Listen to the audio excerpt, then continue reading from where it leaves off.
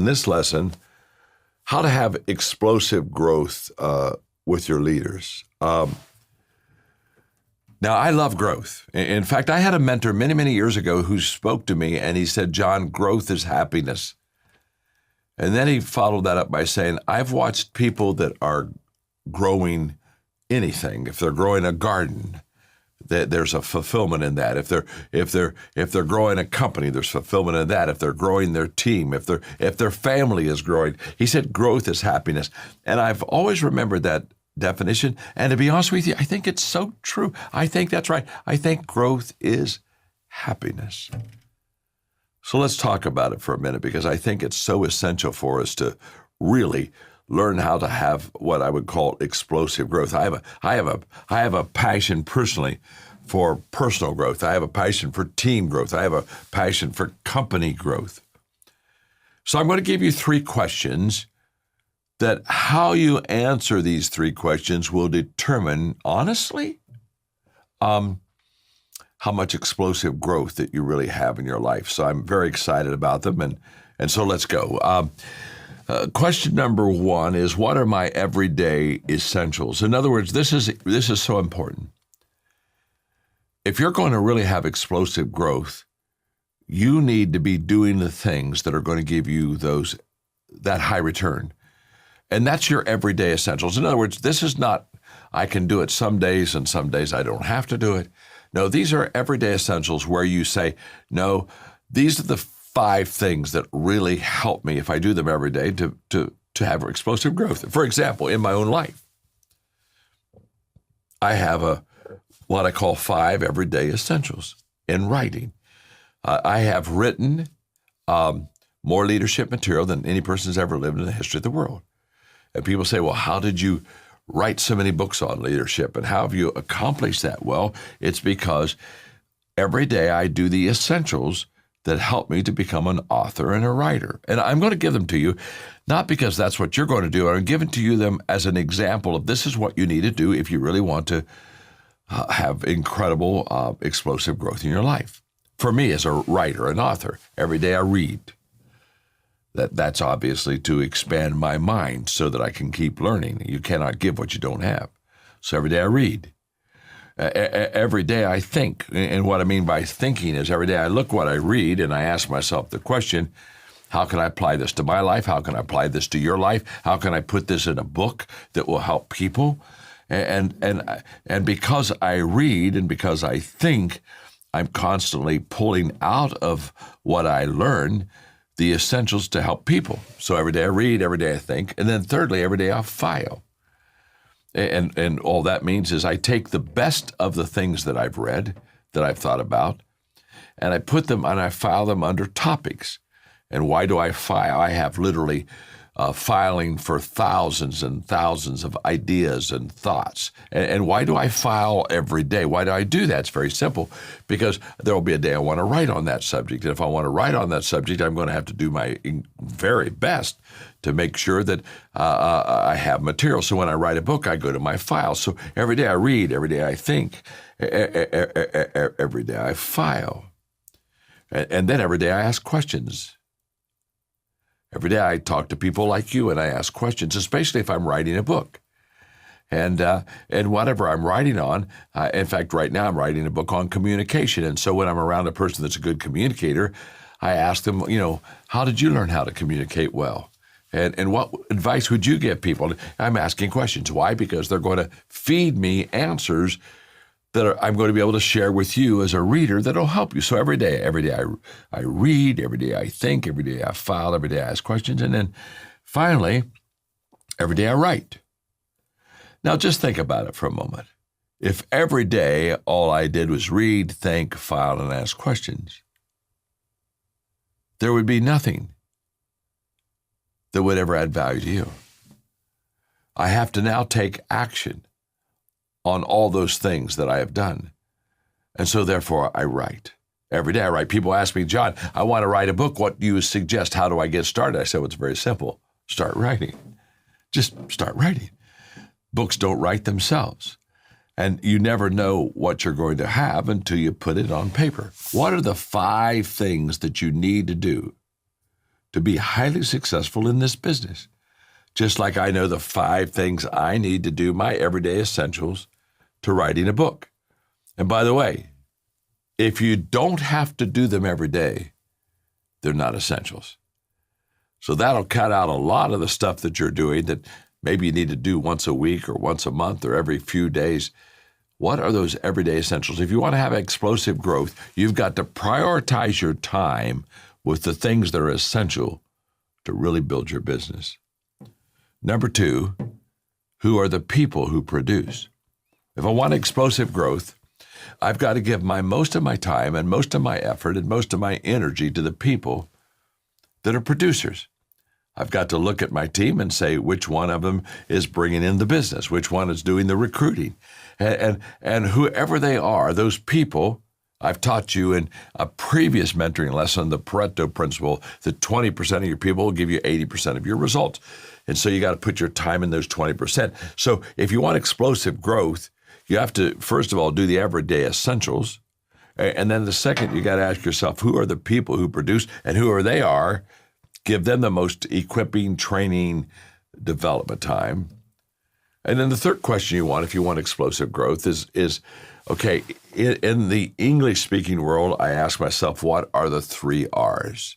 That will be true for you in your Spanish world, but let me give you the 3 things that I always look at to ask myself, am I going to have good growth in this area? The first R for me is what's required of me. In other words, what do I have to do that I just have to do it because it's part of the job? The second R is what gives me the greatest return. And in other words, I do a lot of things when I work, but what is it that when I do it, it produces the most results? In other words, there's a good return for the time I've given that certain area. So what's required of me? What gives me my greatest return? And finally, number 3, what gives me my greatest reward? Because what I've discovered is if I'm not fulfilled and enjoying what I'm doing, there's a tendency for me pretty soon not to do it, at least not to do it enthusiastically like I need to. Now, if you'll ask yourself those 3 questions, what are my everyday essentials, the things I need to do every day to be successful in this business? Who are the people who produce? Wow, this is huge. And what are my 3 R's? If you'll ask yourself those 3 questions, and you'll not only practice those 3 questions, but you'll take action on those, I will promise you, you'll begin to have explosive growth. But you've got to do all 3. You've got to do the things that are essential every day. You've got to work with the people that produce every day. And you got to follow those 3 things, those 3 R's, and especially what gives me my greatest return. When you can answer those 3 questions, you'll have explosive growth. And that's what excites me about my time with you. It's the practical things. Do you see how simple it is to have explosive growth? You don't have to know everything. You don't have to do everything. Just ask those 3 questions and see the return that you get.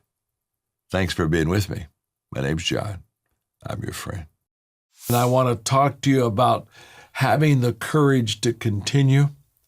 Again, these monthly mentoring sessions that we do together are just to help you every month, every 30 days to learn something new and then apply it to your life and apply it to your team for the next 30 days until I come and be with you again. You know, often I'm asked the question, especially during difficult times like we are in today with a lot of adversity, how do I continue? One of the questions I was asked when COVID hit, for the first 6 months, everybody asked the question, how long will this last? How long will this last? And it's the wrong question to ask. If you and I want to continue and really have courage in the midst of all kind of difficulties in our life, the answer is very simple. We need to focus on today. Today matters. And if you and I focus on today, trust me, my friend, we will have enough courage for 24 hours. I don't know if I have a courage for a week. I'm not sure I have courage for a month. Wow, maybe I don't have courage for the next year. But I'm not asking for that. I'm saying that if you want to continue in your life to be successful, you have to have a focus on today. Courage, I describe it in a picture like courage is like a door, okay? And what's interesting about this door is the handle is on the inside. It's not on the outside. And the only way that door is going to be opened is for you to walk over and for you to turn that handle. There's nobody on the outside that can open the door of courage for you. There's nobody on the outside that can do something for you that'll make you courageous.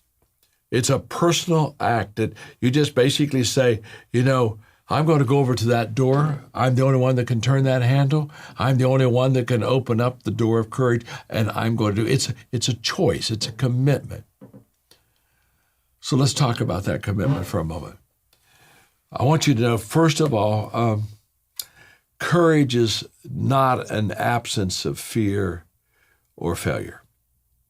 So when we think of courage, don't think of a person that just has no fear. Oh my gosh, they just have no fear. Look what they do. Or failure doesn't seem to bother them at all. They seem to be able to overcome their failures. I just want you to know that courageous people experience failure in their life. Courageous people have fears in their life. But the difference is, remember the door's on the handle's on the inside.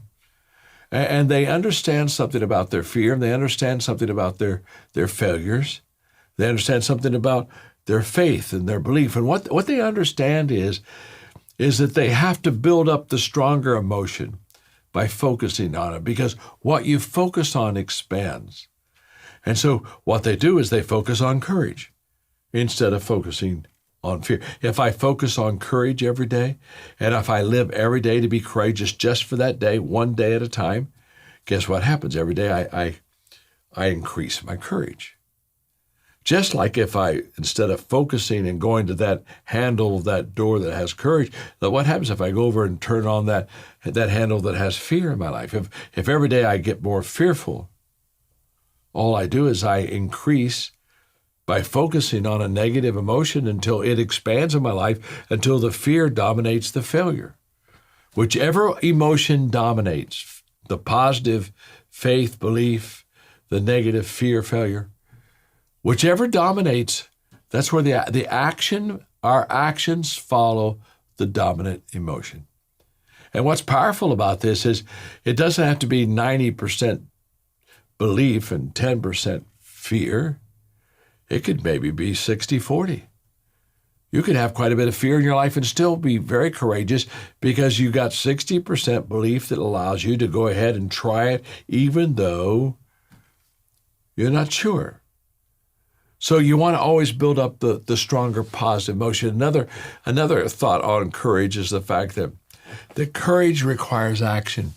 You have never become courageous by thinking about it. You and I never become courageous by hoping for it or dreaming about it. We only become courageous when we take action. There is no success without action. I'm always amazed at the people who try to think their way into success. They try to kind of maybe wait on success. You have to take action. When I was a young leader, I had a mentor that just gave me an exercise that was life-changing to me because he said, John, you don't take enough action. And so he said, I want you to, for 30 days, when you wake up in the morning before you get out of your bed, say out loud to yourself 50 times, do it now, do it now, do it now, do it now, do it now, do it now. I said 50 times. Say it out loud every morning, then get out of bed. He said every night before you lay your head on that pillow 50 times. Again, say out loud, do it now, do it now, do it now, do it now. He said, I want you to do that for a month, 50 times every day, every morning, 50 times every evening. And I did. I just went home and every morning, do it now, every night, do it now. 2 days, 3 days, 1 week, 2 weeks, 3 weeks. And what I want you to know is by the time I got into 30 days, every morning when I would wake up, my first thought was action.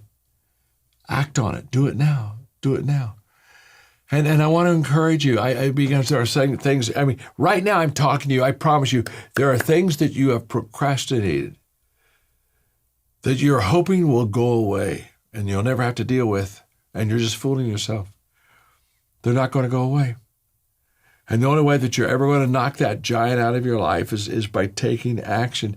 And the last thought I want to give you about courage is that life expands with your courage. Just like, let me just say this, it shrinks with your lack of courage. Your life can get bigger and better, or your life can get smaller and it can get worse. Let me illustrate it by saying there's a difference between a puzzle and life. If you've ever put together like a 1,000-piece puzzle, you know what you do. You put the pieces on a table like this, but you got a box, don't you? And on that box is a picture. Every puzzle has a picture. The picture is the vision of what that puzzle will look like when you complete it. So here's what's interesting about the difference between a puzzle and life. With a puzzle, you get to see the clear picture before you begin.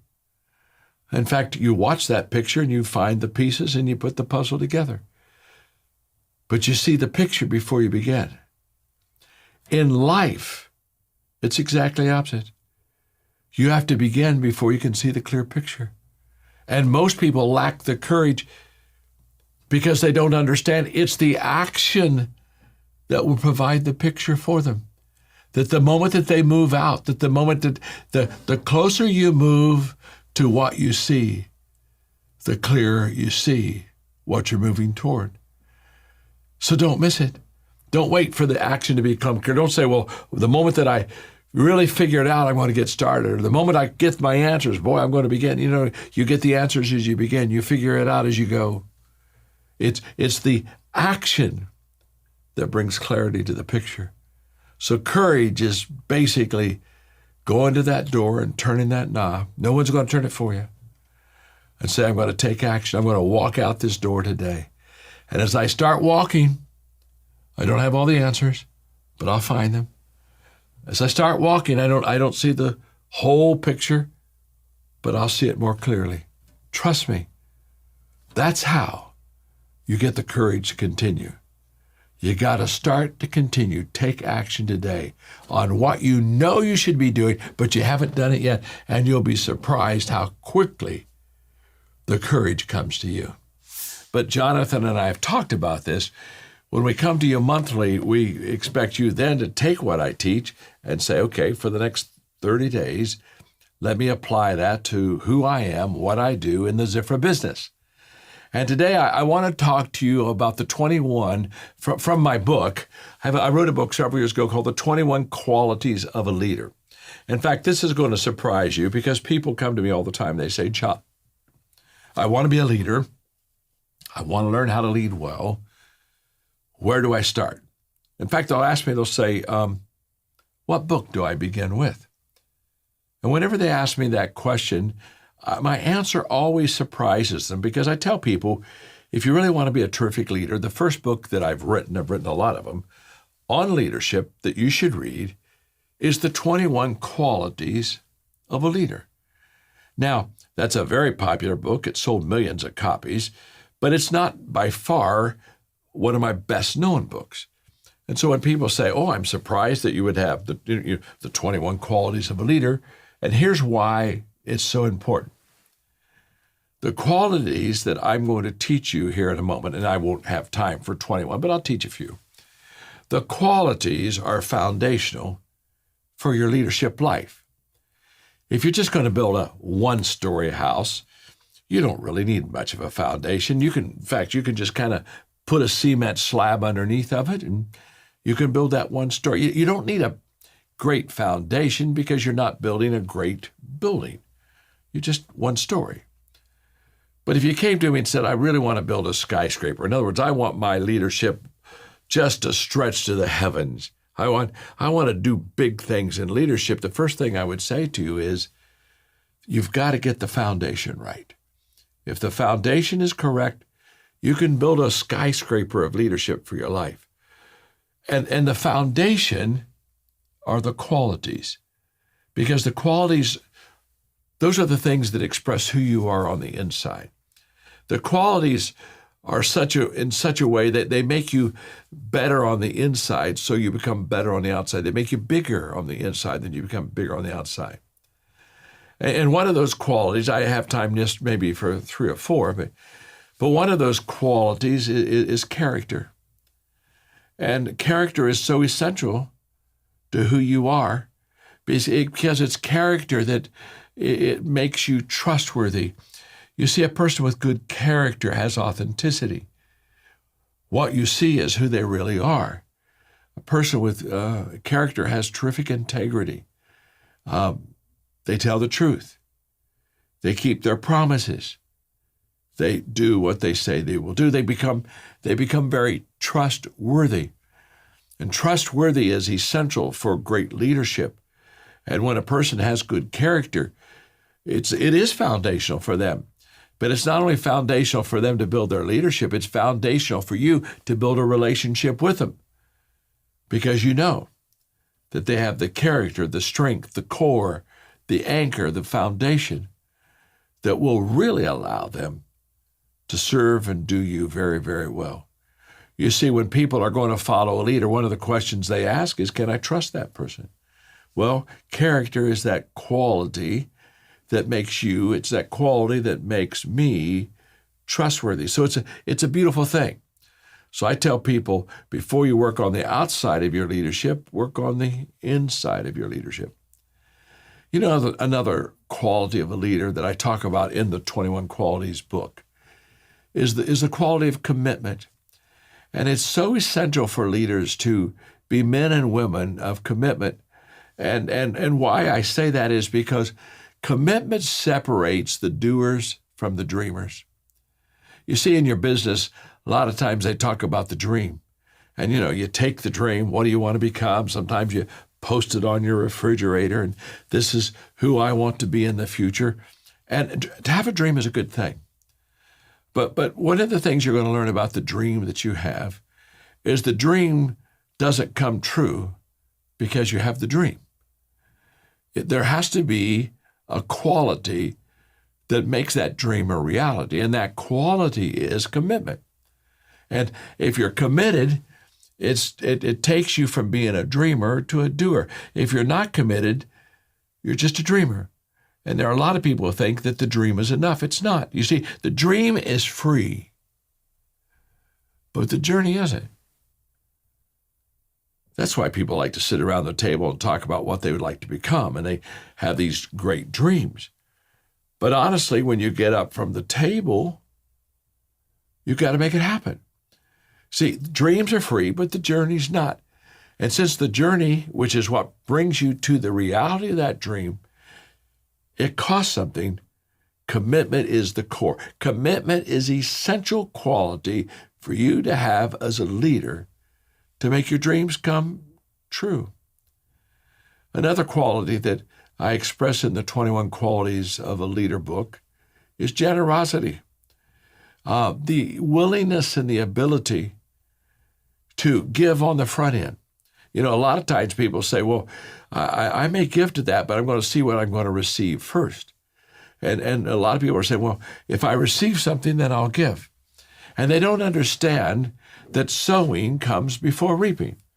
No farmer ever went out to the fields that he hadn't worked, that he hadn't sown any seed in, and come fall look and say, well, I wonder what kind of crop I'm going to receive this time. It's impossible. You see, fall harvest is only a reality if there's been a spring sowing. It always begins with not what am I going to receive, but what am I going to give. I have an expression sometimes I use that I love, and that is, your candle loses nothing when it lights another.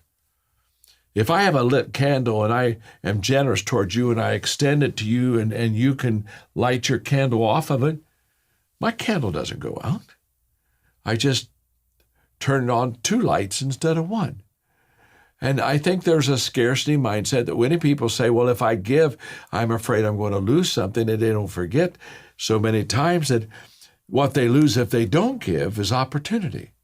You know, generosity opens the door to incredible opportunity. It opens up the door for us to have life change and to help change lives. And one of the ways that you build a successful business is to be extremely generous.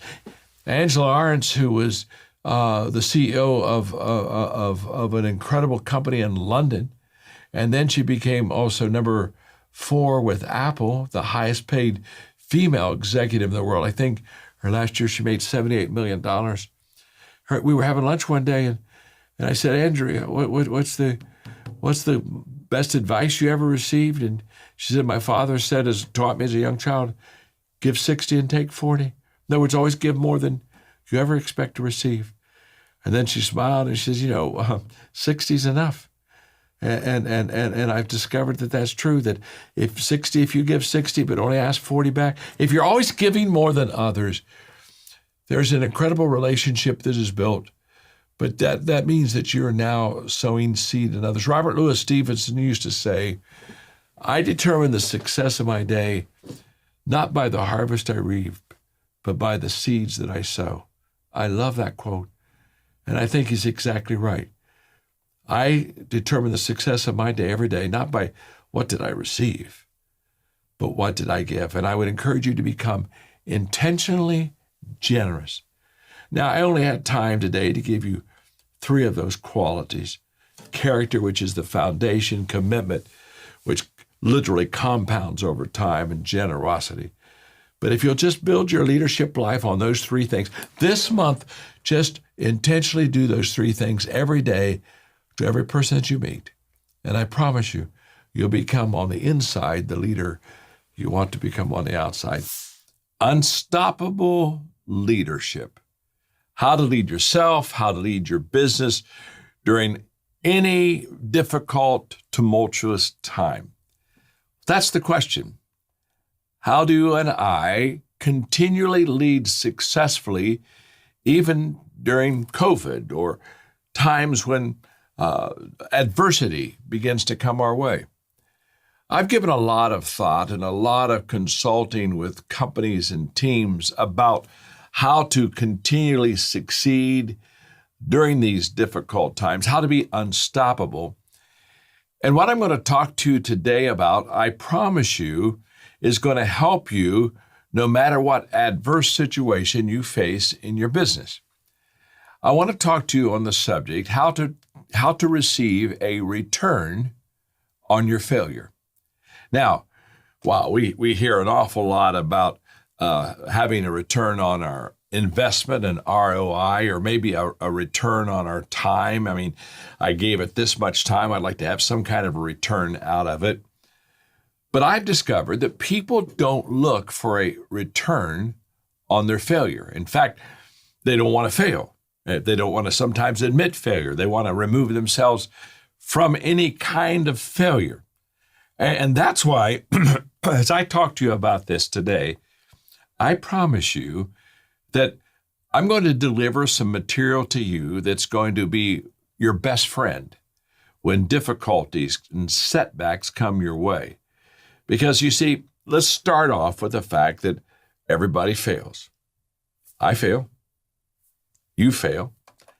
In fact, failure to me is quite common. It's not something that happens once a year or every 6 months. I pretty much fail on a continual daily basis. I have misses, I have losses, and I bet you do too. Now, something that happens so often in our life, we need to learn how to handle it correctly. It's not something that we have to handle every 6 months or year. Pretty much, I have to be able to understand failure, handle it correctly, and get a return on it on a daily basis. Everyone fails. No one likes it. And I will promise you that nobody loves failure. I've never had a person walk into my life and said, probably the biggest motivation in my life has been my failures. That doesn't happen. We're not motivated by our failures. Sometimes we're discouraged by our failures. And so what I'm going to talk to you about today, I promise you, is going to give you an amazing return on your misses and on your losses that you have as a leader.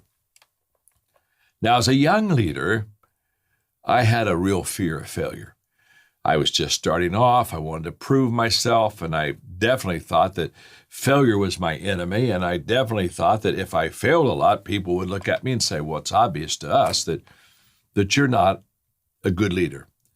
So I was mentored by a wonderful man, a terrific leader himself, Robert Schuller.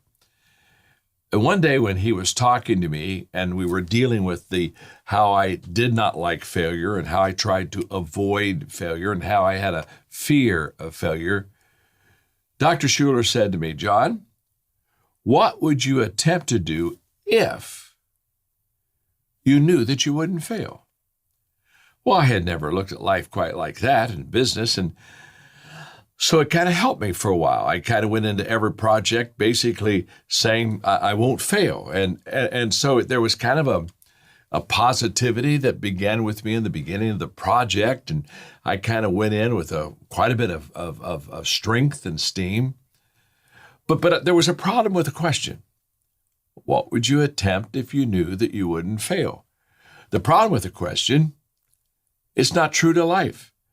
There is nothing that you and I can go into with the assurance that there won't be failure in it.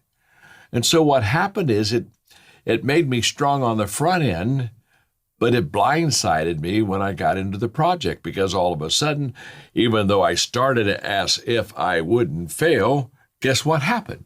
Humanly, I failed. I had some misses.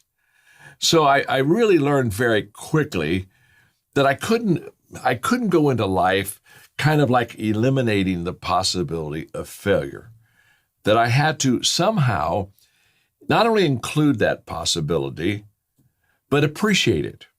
And not only appreciate it, but appreciate it to the level where I would learn from it. So how does that happen? So over time, I developed my own question about failure, and this is the one I want to give you, which will be the foundation, the platform of everything that we talk about today. And here's the question. What would you attempt to do if you knew that the failure would give you a positive return? In other words, when you go into a project in business, you know that there are going to be failures. But what would you do if you knew that when you had a failure, instead of it being a setback, a minus, a hurt, a negative, what would you attempt to do if you knew that failure, when it was looked at correctly from the right perspective and respond to it correctly, what would you do if you realized that the failures that you have in your project today, in your business, can give you a positive return? Now, what happens is the moment you and I have this mindset, and by the way, this is realistic. What I'm about to teach you will give you a positive return in your failure. So this is not some pie in the sky. It's not Disneyland. This will work for you. The failures you have in your project, once you understand the benefits of failure and once you begin to respond correctly to it, there are so many positives to it that I will promise you, instead of becoming embarrassed by your failure, after a while, you'll begin to embrace it. And that will make you unstoppable. You see, what stops people in their business and progress is failures, setbacks, disappointments, expectations that weren't met. Those are the things that make what we're attempting to do frail, feeble, until we stop. To put unstoppable in your business, to put unstoppable in your life, you have to have a healthy respect and love for what failure can do for you. Now, when we anticipate a return on failure, in other words, I say, I'm in the project and I think there'll be some misses here, there'll be some losses, there'll be some failures. When that happens, if we expect a positive return on our failure, our whole response to failure will immediately change. It won't bother us at all to fail first. We'll jump in before anyone else jumps in, because we know that whenever they jump in, there's going to be some failure. So we immediately become more initiators in our projects when we have a positive return on our failure. And we'll not only fail first, we'll fail fast. It won't bother us at all. In fact, we know that the more misses I can get out of my way, the quicker I can get to where I really want to go. And we'll fail frequently. Now, if you don't have a positive return for your failure, you're still going to fail frequently also. But the difference is when you know that you can get something good out of a loss, what happens is it doesn't bother you to have another loss because you know it's going to be a lesson that you learn and you know it's going to be progress that you make. Here's what's most important. When you realize you can get a positive return out of your failure, you'll fail forward. In other words, when you fall forward. You even make progress in your fall. And so much of success is not there were no problems and there were no obstacles and everything was smooth. No, so much of success is that it was a series of failing forward. And that's what, when you get a positive return out of your failure, that's what you'll do. So, what advice would you give to your younger self about crisis and adversity? Let's say you were 20 years younger, maybe me, John. What advice would you give me? I mean, your younger self. I've got a great smart aleck answer for that. Because what advice would I give to my younger self? I would give my younger self the advice of listening to the older self. I would just say, hey, young John, listen to old John. He's been through a few battles and through wars. It's a great question. It deserves better than a kind of flippant, funny answer. and the fact, here's what I do believe, though. When I was a young leader, I wish I would have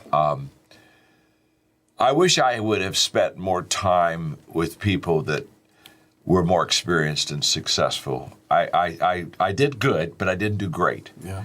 Let's just put it this way, I could have done a lot better, Mark. And it's not. I'm not putting a premium on old age or even experience because there's some fantastic things that youth bring you as far as energy and risk and things. So it's not like experienced people have it over inexperienced people, but they have, for sure, if they're successful. Now, I'm talking about only successful people. I'm not talking about old people, and I'm not talking about people who worked all their life. I'm talking about people who've worked all their life and they're successful. Here's what I know. Here's what I know. The questions you have for someone older that's experienced and successful, they've experienced the question you're going to ask. Oh. Now, that's huge. There's one thing for me to know how to answer your question, and there's another thing for me to have experienced your question. Wow. And the difference is, if I've experienced your question, I can give you wisdom, especially if I was teachable and successful. If I answer your question without the experience, I can just give you a good answer. But what you're really needing during a crisis is wisdom, not just a good answer. In fact, I tell young people, you already have a good answer, you just don't have wisdom going with it. Yeah. So you're a little unarmed. You know what is right, but you don't know why it's right, how it's right, when it's right. It's the experience that gives you that outer coating that makes you really solid. You know what I love about that answer, John, is just a few days ago, I asked John a question, something about how to deal with something in the crisis. Do we make a decision now? Do we wait? Mm-hmm. And John, you said, you very rarely do you say this to me, and hear me all the way out here. You said, man, Mark, I don't know. I've never led in this kind of a time.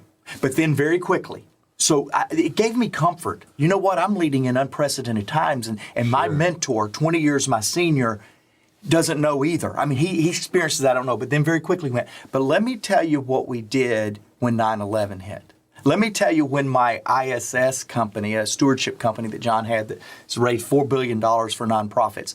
Let me tell you what we did during that time. Yeah. So asking somebody, and let me get the name again, Kamiko, asking somebody or getting somebody that has more experience, that has done something is very good. They may not have led here or they may not have led exactly in your situation, but they can give you experience based on another time that reminds a lesson in how you walk through it. That's very insightful and it's very good, Mark. And I would just say this. when I give Mark my mentoring or my experienced answers, I then let him make that decision.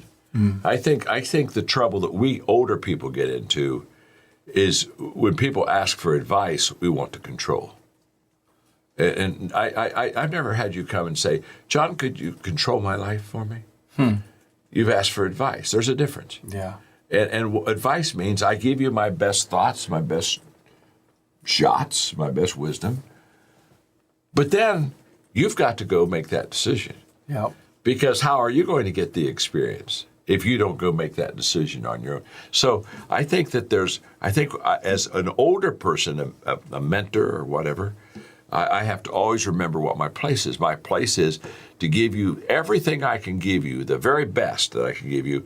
But at the end of that, then bless you and say, now it's yours. You become a better leader by making the decision. You don't become a better leader by me controlling you. Yeah, and I think for a lot of us young leaders, if you'll allow me to call myself young, I don't think I qualify for that anymore. But just for my the eyes, you qualify. Thank you, John. Thank you. Say more. You look awfully young to me. But for those of Too young. those of us that are really working hard to lead, and I've had some brand new opportunities to lead in January, only 6 weeks later to be hit with the coronavirus that's becoming the corona financial virus as well. And I'll tell you this is what I've told you, John, and I want to encourage some of you that are leading and wanting to lead. Lead through this. Lead through this. The moral authority of the previous generation came when they led through difficult times that they had never led before. And John, I want 6 months a year. I don't know how long this is going to be, but I want 6 months to a year for you to go, wow, Mark's a great leader. I picked him. I like him. Man, he gained moral authority in this one. Yeah, that's my commitment to you. Well, you're going to do that. That's going to happen to you. And you can't get moral authority in a classroom. You don't get moral authority through knowledge. You don't get moral authority through position or title. You get moral authority by taking people through a leadership crisis successfully. And you're going to get that. But what I think I want the listeners to hear right now is that that you and I have high odds of losing millions of dollars. Mm-hmm. Okay? You just need to hear that, okay? And yet, we're still thinking of the people first. We're still keeping our values. We're still thinking clearly. We still have a real sense of peace. And we don't know the outcome. And I think that's powerful. That's where you get moral authority. Yep. On the back end, everybody can brag and lie. But in the middle, there's no bragging and lying here. This thing this thing could put you under. This thing could put me. Who knows where it's all going to go. But can I tell you something? There's an expression that Alan Malawi taught me, who was that great leader at Ford Motor Company when he turned that around, and that when things would go that he didn't always like or just challenges he had to make. I loved his expression when he just always said, "It's okay." Yeah, it's okay. Yep, it's okay. And all he was saying is, "I'll figure it out. There's always an answer. Don't have it now, but it's okay." And what I want you to see about this is that when you have that sense of sense that there is an answer, and you have that sense of confidence within yourself, what that means is it really works in the bad times. See, don't miss this. That's right. Don't miss this. Everybody's secure when everything's going their way and confident when everything. But we're telling you right now, I feel secure. I feel confident. I feel confident. I'm going to lose some money, but I feel confident that there's still an answer, and there's a way that we're going to find the answer. It's okay. How to turn adversity into an advantage. And there's part of this title I like, there's part of this title I really don't like. What I really want you to get is the fact that in adversity, there are certain advantages that adversity and crisis bring to us that without that adversity, we wouldn't have those advantages. We wouldn't have those opportunities. That's kind of the thesis of the lesson today.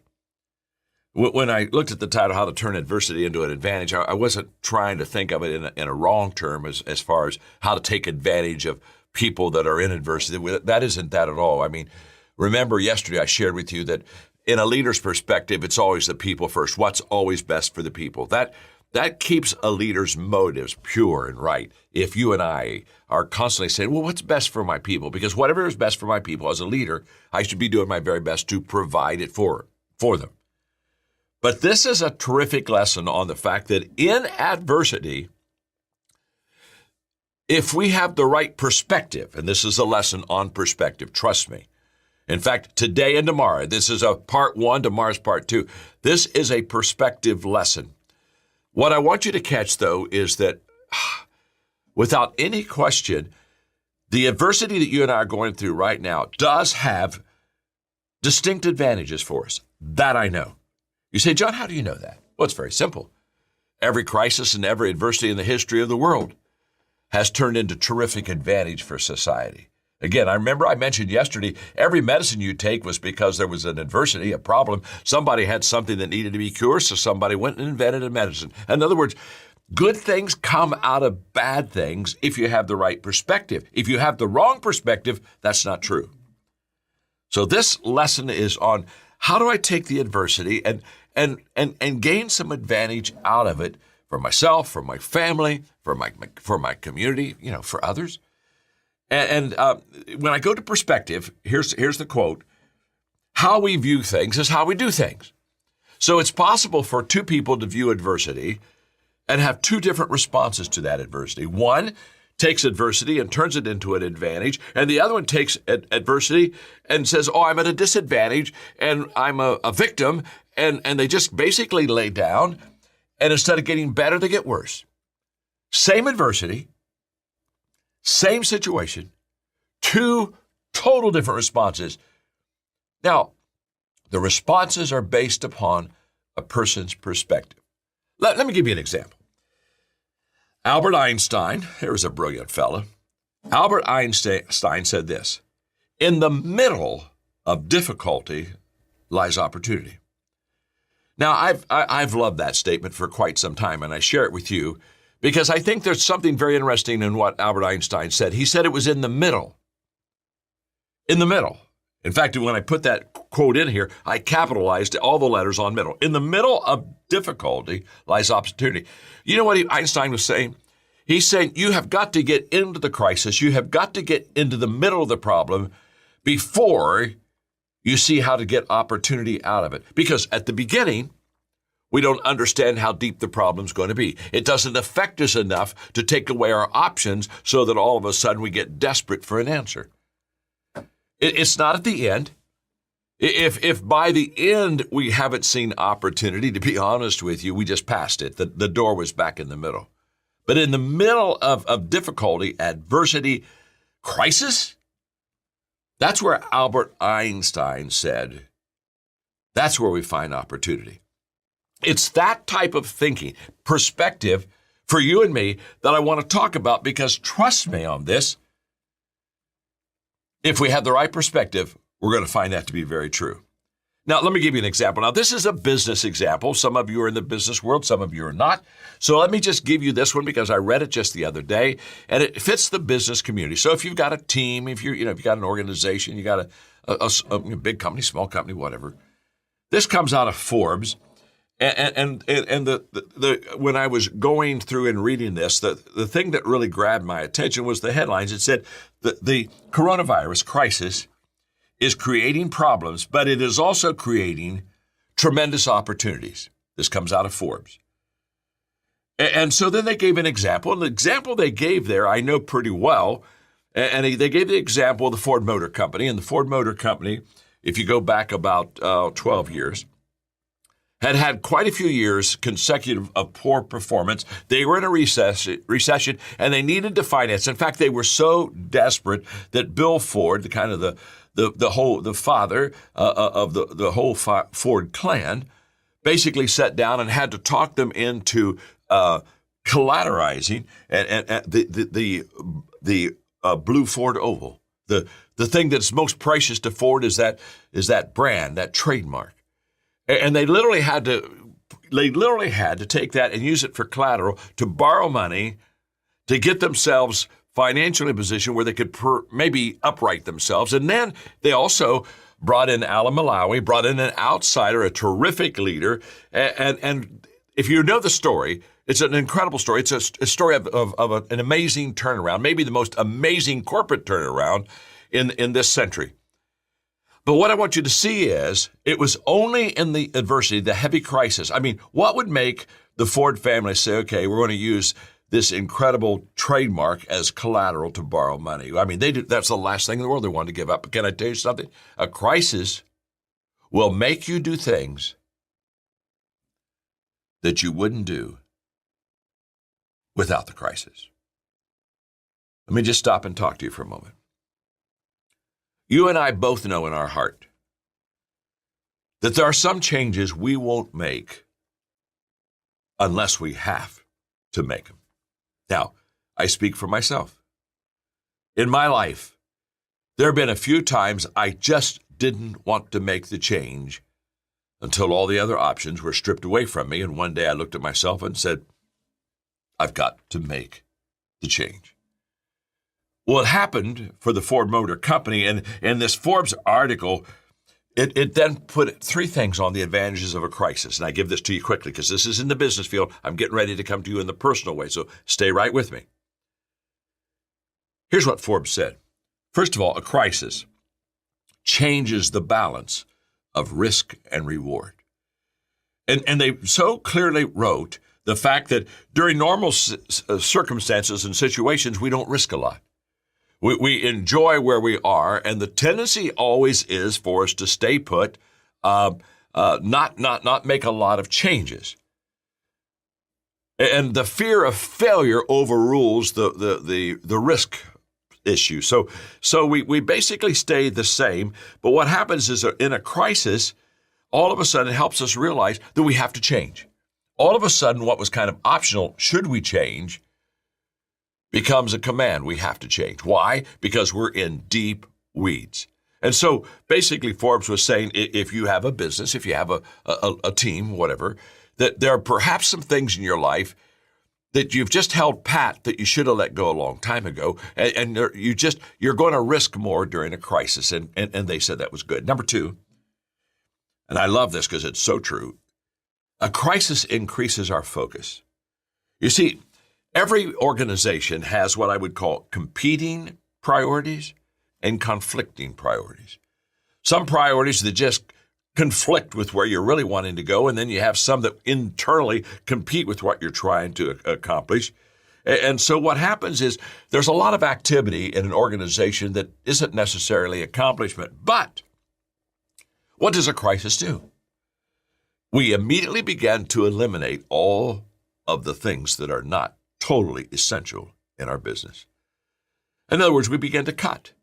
We begin to look and say, what do I have to have versus what was nice to have? And that's happening right now. I mean, it's happening everywhere over America. People are looking and they're reevaluating. And what they're doing is that this crisis is causing me. I mean, I could give you a lot of personal examples in my life that I'm just saying, okay, I now have to focus on not what is wonderful, what is nice, what I would like to be included in. I have to focus on one thing, what's essential. Everything else falls aside. There's a terrific benefit in business when you begin to get rid of conflicting or competing priorities. Major difference. And say, okay, we've just got to stay with the main thing. We got to make the main thing, like Covey says, the main thing. So, as Forbes was pointing out so good, it basically, a crisis gets us to take more risk. Crisis increases our focus. And number three, what it does is it identifies leaders. Because what do leaders do during a crisis? They stand up and they stand out. You see, you can't manage your way out of a crisis. You have to lead your way. If you could manage your way, there would be small incremental changes that you can control and feel comfortable with that you would begin to allow in your life that would get you out of the issue. And that isn't going to get you out of a crisis. All of a sudden, you've got to have somebody stand up and say, wait, I'm going to lead my way out. I'm going to get creative in my thinking. I'm going to get bold in my decision making. Wow. Now, here's what I want you to see in business or in your personal life. Einstein was right. It's in the middle of the difficulty where the opportunity begins to show itself. I could give you all kinds of examples of what I can sense as a leader that's beginning to happen. Now, I don't have the back end. I don't have the whole story. I'm looking at a picture that's not complete. But let me just give you an example. What's happened in the education world? Well, what's happened in the education world is all the kids got home. Not only in elementary and high school, but universities, colleges sent the kids home.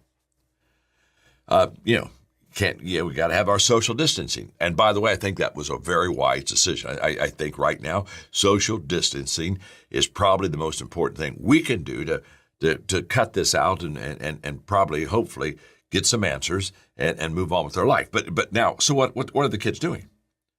Online classes. Kids, millions of kids right now, are on online courses. Now, online courses, that's not new. That's been around for about 12, 15 years. And there has been a slow, steady increase of students taking online courses. But now they all have to do it. And here's what's going to happen.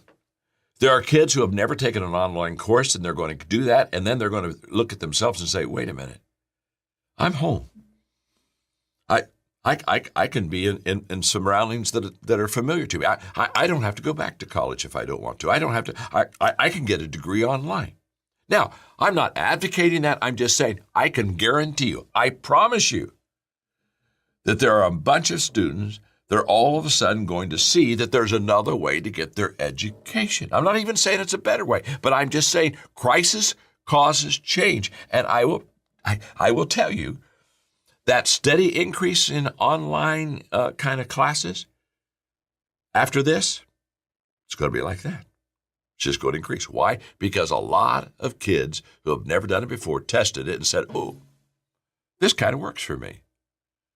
I think in the business community, when people are working from home, I think it's going to change the work environment. I really do. I'm not saying it's pro or con. It doesn't matter. What I'm wanting you to see is that crisis causes you and I to make changes that we would never make if we didn't have the crisis. The way I prefer it is to say crisis bumps us out of our comfort zone into our creative zone. That's a great statement. Crisis bumps us. In fact, if I don't get the bump, I won't get out of my comfort zone. It's the bump that gets me out of my comfort zone into the creative zone. Okay, now that's business. Okay, so for you that have organizations, teams, companies, whatever, hopefully that helps you. The rest of this lesson today and the lesson tomorrow is going to be in a very personal way from me to you. And it's going to be applicable to you personally. It's going to be applicable to your family. It's going to be applicable to all of your friends. But it's going to be just one-on-one. And I'm going to just tell you, there are some major advantages that we're going to receive out of the adversity that we're now going through. And by the way, one more thought. When we're in the middle of the crisis, where the opportunity, as Einstein says, there are two kinds of people. In the middle of the crisis, there are some people who are basically saying, how long will this last? We're all asking that, by the way. How long will this last? But there's a higher level of person who is saying, while I'm in it, how can I get better? How can I improve? What can I learn? How can I make this a stepping stone instead of a stumbling block? So what I'm going to do is I'm just going to talk to you about bad experiences for a moment. And there are 3 thoughts on bad experiences, since we're having one, a big one. The first thought on bad experiences is this: everyone has them. and everyone is in the middle of this crisis. I mean, no one is excluded. All of us are being touched. But, some days you're a pigeon and some days you're a statue. Some days you get the privilege of dumping on someone. Some days you're the one that gets dumped on. Well, a crisis is where, let me define a crisis. A crisis is where we're all a statue, okay? We're all getting dumped on. I can think back to 2008 when the economic recession really hit us. And as a speaker, I said, wow, I've got to help people. Again, that's what a leader does. The moment there's a problem, first thought of a leader, got to help people. And so I thought, okay, how can I help people? And I remember sitting down in my office at home, while speaking engagements, everything was canceling and everything was kind of going south. And I developed a lecture, and it became a huge popular lecture for the next 3 to 4 years. And that is how to do good things when things are all so bad. How do you do good things? And it got out that I was going to have a teaching that how do you do good things when things are so bad? And for the next 3 years, companies, groups of people that wanted me to come and speak, they'd say, John, do that speech on how to do good things when things turn out bad. And it was just a pure teaching on, okay, it's bad, but while it's bad, we don't have to stay bad. This is the point. While it's bad, we can say, what good thing can I do? What good thing can I learn? Wow. That's perspective. That's the difference. And for 3 years, I literally went around the world, not only around the country, around the world, talking about how to do good things when things are so bad. Why? Because it gave a message of positive application and hope. You see, what we do with bad experiences defines who we become. What we do with bad experiences defines who we become. The second thought that I want to give you about bad experiences, not only everyone has them, okay? So we're all in the same boat, okay? And there's a hole in the boat, and it's going to affect all of us. Number 2, no one likes bad experiences. I have never met a person who comes to me and says, you know what, John, I think I'm the most happy and fulfilled during a crisis.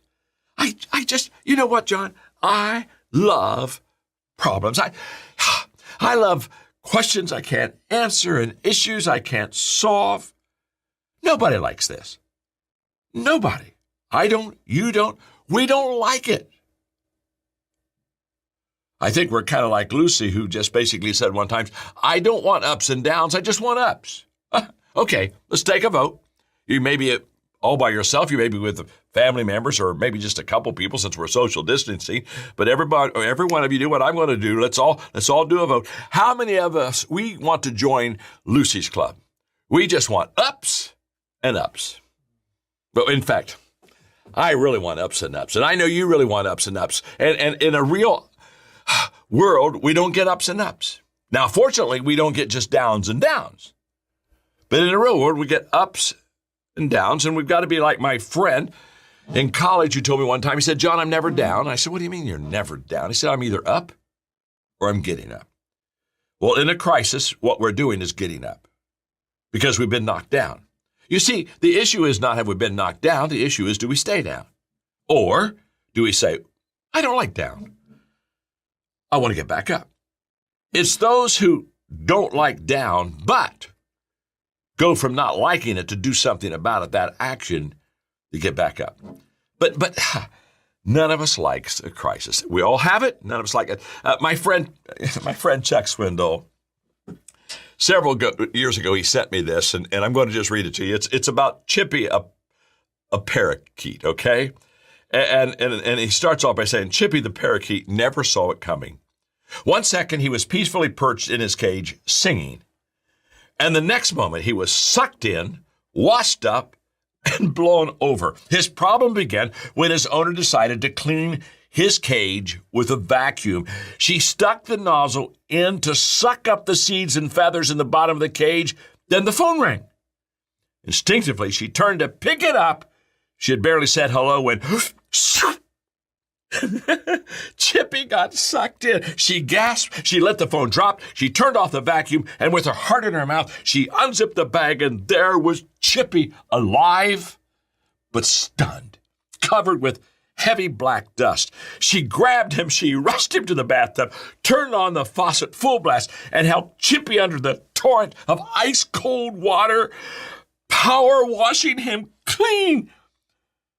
So she did what any compassionate person, an owner, would do. She snatched up the hairdryer and blasted the wet, shivering little bird with hot air. And this story closes by just this beautiful phrase. Chippy doesn't sing much anymore. Of course, Chippy doesn't sing much anymore. Oh, there's a whole bunch of us right now. We've been blasted. And, we're just not doing a lot of singing. You see, in bad experiences, everyone has them and no one likes them. And the last thought I want to give you on bad experiences, and then I'm going to turn to perspectives in a moment, is very few people make bad experiences positive experiences. Very few. But I am talking to the few.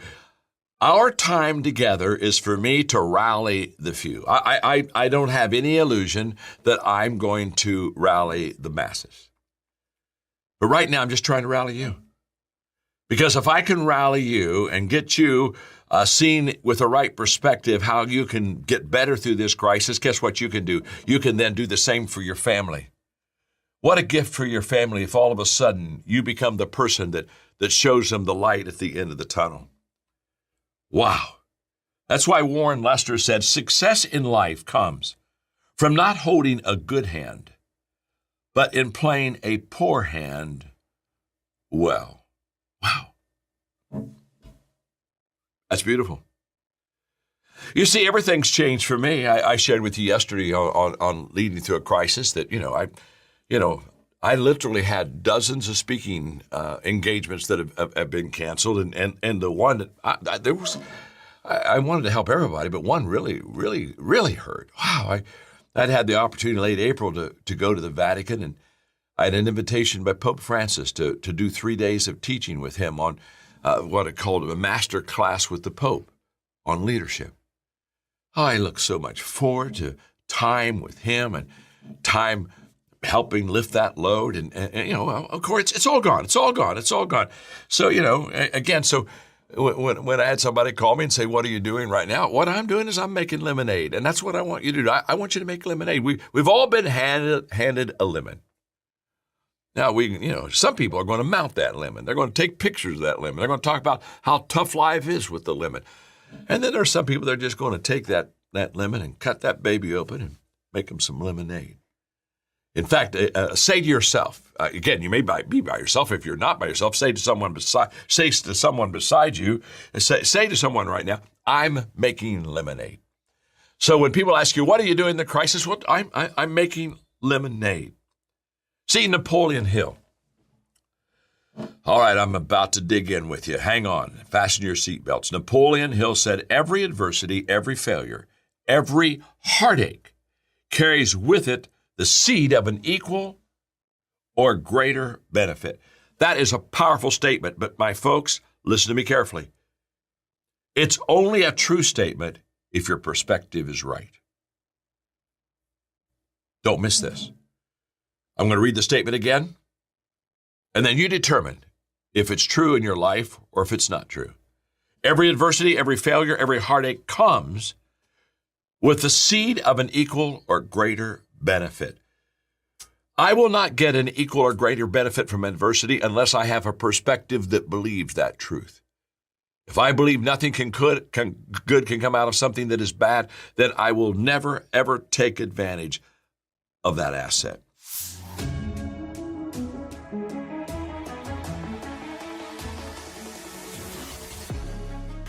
Welcome to the Maxwell Leadership Executive Podcast, where our goal is to help you increase your reputation as a leader, increase your ability to influence others, and increase your ability to fully engage your team to deliver remarkable results.